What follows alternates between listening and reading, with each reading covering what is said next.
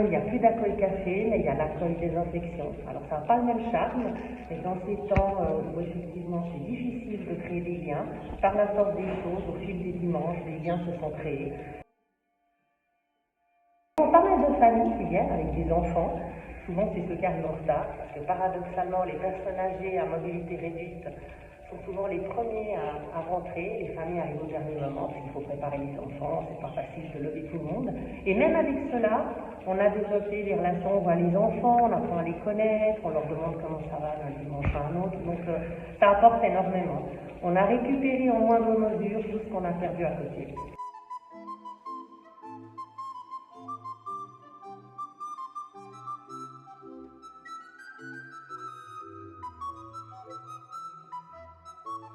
La désinfection des mains est une forme de rite pénitentiel n'ayant absolument rien de religieux, mais peut-être qu'on peut l'interpréter comme ça pour qu'il soit moins lourd.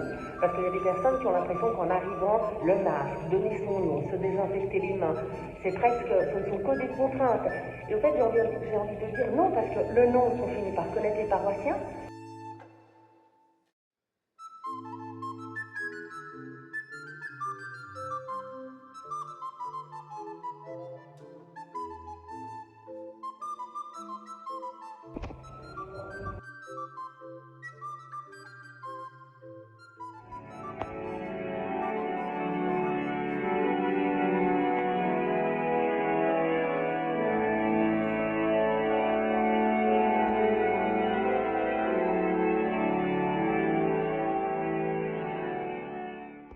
Depuis maintenant plusieurs mois, depuis le mois de mai, nous sommes tout un groupe à jouer un rôle très important dans le cadre des différentes messes.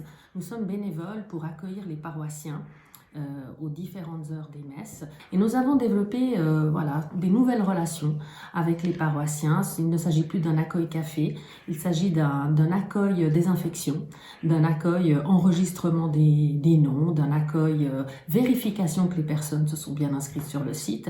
Les paroissiens au début étaient un peu étonnés, il a fallu les guider, il a fallu leur expliquer. Certains étaient plus d'accord que d'autres, d'autres ne comprenaient carrément pas en fonction des âges, en fonction de leurs habitudes. Mais avec le temps, nous avons réussi à tisser des liens autres, de nouveaux liens, parce qu'il est toujours possible de tisser des liens qu'on n'aurait jamais soupçonnés. Avant, c'était bonjour, au revoir, un petit sourire à la dérobée.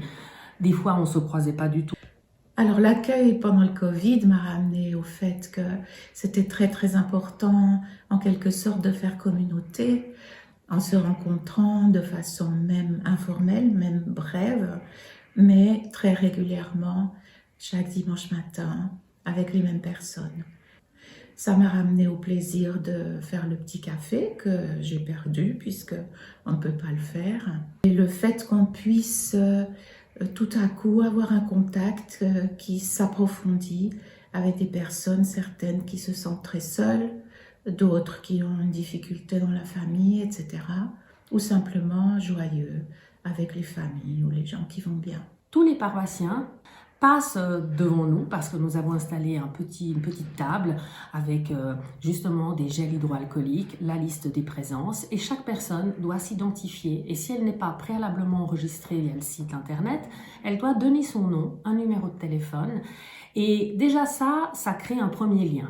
Et au fil des dimanches, nous avons remarqué que effectivement une relation nouvelle s'était créée avec ces paroissiens, qui nous permet à nous de les voir au fil des semaines avec le sourire aux lèvres, une certaine forme de tristesse. Les personnes âgées, on les voit évoluer au fil des saisons, les enfants, on les voit grandir. Et tout ça dans une nouvelle communion qui ne se fait pas à l'intérieur de l'église, mais qui se fait à l'extérieur des portes de l'église. Cette demi-heure qui précède la messe pourrait être appelée la pastorale du parvis. Alors, elle n'a aucune connotation religieuse, évidemment. C'est si important parce que, d'un certain côté, c'est une invitation à la messe. Certains paroissiens nous remercient pour l'accueil que nous leur donnons. Et il y a des personnes, je pense notamment à des personnes pas toutes jeunes, pour qui c'est des fois compliqué de venir à la messe, qui continuent à venir et qui, grâce à cet accueil qui est fait, se sentent aussi la force de venir parce que le temps est mauvais, il y a le masque, ce sont des conditions pas évidentes, mais ça se passe très bien. Alors le grand point positif, pour moi personnellement, c'est l'appartenance à une communauté qui est ressortie, et puis en général aussi, entre les paroissiens, le fait effectivement, c'était une contrainte qu'il fallait assumer, mais assumer pour que les célébrations puissent avoir lieu. Donc je trouve que ça fait ressortir l'aspect communauté de la paroisse. Si au début c'était un peu frustrant parce que c'était toujours les mêmes personnes qui étaient là, mais petit à petit d'autres sont venus, ce qui fait qu'il y a un roulement qui s'est fait. Et on a vraiment l'impression que chaque paroissien pouvait soit aider à ce bénévolat, soit pouvoir profiter des célébrations à d'autres moments. À titre personnel, ça a effectivement permis de connaître les paroissiens, de faire plus grande connaissance avec des personnes qu'on fait que croiser d'habitude, de discuter un peu, dire 2-3 mots à l'entrée, à la sortie, ce qui est très positif aussi, très bénéfique. Ce qui était positif pour moi, c'était de découvrir la communauté de Saint-Paul. Je n'étais pas régulier à Saint-Paul avant, et de découvrir toutes les personnes qui viennent tous les dimanches, et de pouvoir partager, de pouvoir retrouver certaines personnes d'ailleurs que je connaissais. Ce que j'ai aussi retenu de positif, c'était de m'impliquer personnellement dans les activités de la paroisse. C'est bien de s'impliquer spirituellement, mais aussi d'agir par soi-même, de dire que de faire partie d'une communauté et pas juste consommer tous les dimanches. Évidemment, l'accueil est à l'arrivée et après il y a aussi le revoir.